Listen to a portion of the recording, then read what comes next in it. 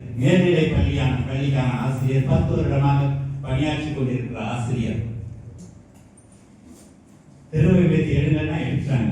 திருத்தூதர் பணிகள் நூலை எடுங்க அப்படின்னா விடுதலை பயணத்திற்கும் தொடக்க நூலுக்கும் நடுவிலே தேடிக் கொண்டிருக்கிறார். 3 நிமிஷம் நாங்கள் அப்படியே விட்டோம். நானும் ராவணன் போயிருக்கோம். 3 நிமிஷம் அப்படியே விட்டாங்க அப்படின்னாங்க.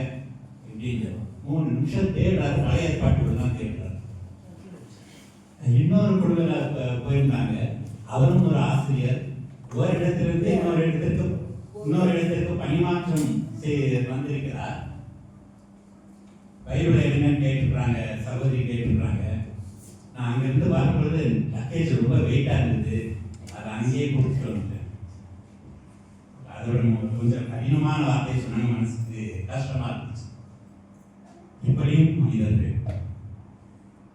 மனிதர்கள் பலவிதமாக இருந்து கொண்டிருக்கிறார்கள். ரோம்பேட்டை பக்கத்தில் 2 இளைஞர்கள்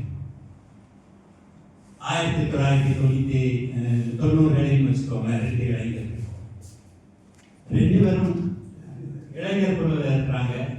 2 பேரும் ஆர்வமாக திருவிவிலியத்தை வாசிப்பவர்கள், மலைக்கல்வி சென்றவர்கள். அப்படியே அழகாக வந்துட்டே இருக்கிறாங்க. அந்த ஒரு குழுன்னா அதில் ஒரு கோர்ட்டின்னு இல்லையா, ரொம்ப ஆழமா எள்ளுனா எண்ணியா இருப்பாங்க இல்லையா, அந்த மாதிரி எள்ளுனா எண்ணியா இருக்கிற 2 நபர்கள். 2 நபர்களும் நிறைய பேசிக்கொண்டே இருப்பாங்க. நிறைய விஷயங்கள் பேசிக்கொள்ள நிறைய செயல்பாடுகளும் அந்த இளைஞர் இயக்கத்தில் அது நடந்து கொண்டு இருக்கும்.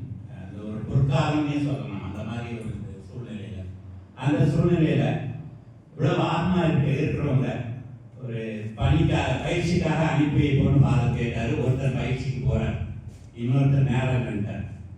பயிற்சிக்கு போறாரு. பயிற்சி தொடர்கிறது, வளர்கிறார்கள். நற்செய்தி பணியாளராக மறை மாவட்டத்தில் மாறுகிறார். காலப்போக்கில் பைபிள் எடுத்து படிக்கிறாங்க, மற்றவர்கள் சொல்லி தர்றாங்க. காலப்போக்கில் அப்படியே பிற சபைக்கு போய் இன்னொரு சபையில் ஒரு மூப்பராக இருக்கிறார். என்ன மாற்றம்? ஏன் இந்த நிலை? இன்னொருத்தர் எடுத்துக்கிட்டா அவரும் படிச்சாரு. பல்வேறு இந்த பையன் கூட தான் படிச்சாரு. இந்த விவிலியங்களை படித்தார். இந்த விவிலியங்களோடு வருகிறார். பயணிக்கிறார். பிற சபைகளோடும் ஒத்துழைக்கிறார். ஒரு காலகட்டத்தில் பார்த்தா ஒரு மருத்துவமனையில் ஒரு சின்ன சேம்பல், தினந்தோறும் நோயாளிகளுக்காக பிரார்த்தனை நடக்கும். 7 மணிக்கு அங்கே ஆராதனைன்னா 7 மணிக்கு நிறைய கூட்டம் இருக்கும். ஆனால் ஞாயிற்றுக்கிழமை ஒருத்தர் கிடையாது. அந்த பாஸ்டர் அவர் ஊருக்கு போகணும். ஆக்சுவலாக நிறைய பேருக்கு லீவு, அதனால அவருக்கு லீவ் போயிடும். அங்கே ஒரு தேக்க நிலை ஏற்பட்டது. அந்த இடத்தை நிரப்புவதற்காக இந்த இளைஞர் ஞாயிற்றுக்கிழமை கத்தோலிக்க இளைஞர் ஒரு ஆற்காடு லூத்தரன் சபை மருத்துவமனை நடத்தும் ஒரு மருத்துவமனையில் ஆராதனை வழிபாடு அவருக்கு கொடுக்கப்பட்டது. ஆராதனை வழிபாடு நடத்துவது. அப்போ நிறைய பிரச்சனை வந்துச்சு. எப்படி இங்க இருந்து அந்த சபைக்கு போய் அப்படி பண்ணலாம் அப்படின்னு இந்த 2 பேருக்குள்ள தான் அந்த வாக்குவாதம். ஆனால் கடைசி வரை அந்த இளைஞர் நற்செய்தியும் படித்துக் கொள்கிறார். அதையும் மேடு பட்டங்களோடு கொஞ்சம் வாழ்வாக்கி கொண்டே இருக்கிறார், பயணித்துக் கொண்டே இருக்கிறார். ஆனால் இறுதி வரை கத்தோலிக்க திருச்சபையை விட்டு விலகப் போவதில்லை என்ற உறுதியோடு அன்றும் இருந்தார், இன்றும் இருக்கிறார். 2 பேரும் தேவராஜ். இதில் 2வது தேவராஜ் நான். முதல் தேவராஜ் என்னோட நண்பர், இன்னும் ப்ராப்பர்ட்டில் இருக்கிறார். நாங்கள் இருவரும் நண்பர்கள். என்ன மாற்றம்? கொஞ்ச நாள் படிச்சோம்னா கத்தோலிக்க சபை விட்டு வேற சபைக்கு போயிடுவாங்கன்னு பயப்படுறாங்கன்னு சொன்னாங்க. நடப்பதும் இருக்கிறது. ஏன் அப்படின்னா திருவிவிலியமும் திருமரபும் நமக்கு முக்கியமானது. பைபிள் ஒன்றே போதும்னு சொல்றவங்க திருந்த சபையில் நமக்கு வத்திக்கான் சபையர்கள் சொல்றது 2ம் இணையானது. திருவிவிலியமும் பாரம்பரியம் அப்படின்னு சொல்றவங்க திருமரபு. அதோட லேட்டஸ்ட் வெர்ஷன் தான் இந்த வத்திக்கான் சபை. 2 மரபு. கத்தோலிக்க ஊற்றுக்களில் இருந்த அந்த திருமரபிலிருந்து கிடைக்கின்ற விளக்க உரைகளோடு நாம் படிக்கும் பொழுது இந்த ஆழத்தை, கத்தோலிக்க ஆழத்தை, இந்த திரு அறையின் ஆழத்தை நாம் கண்டுகொள்ள முடியும். எந்த காற்றோ புயலோ நம்மை அசைக்க முடியாது. இந்த திருவிவிலிய கல்வியின் நோக்கம், இந்த தீபம் முன்னெடுக்கிறது திருவிவிலிய கல்வியின் நோக்கம் இதுதான். பைபிள் மாசம் செப்டம்பர் மாசம் வந்தா என்ன ஆகும்?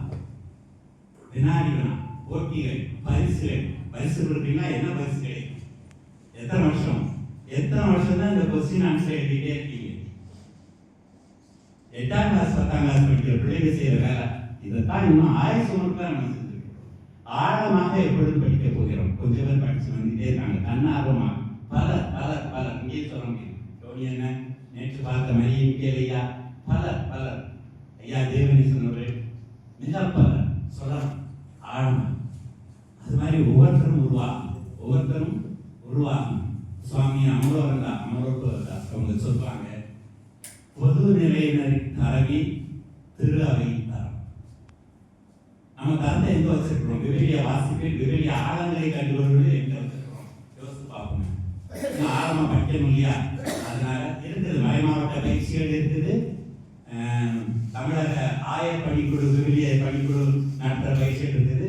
ஒரு 2 வருஷம் ஒரு ஷார்ட் டேர்ம் கோர்ஸ் மாதிரி சகோதரி பாலின் ரோஸ் பேசிட்டு இருந்தோம்.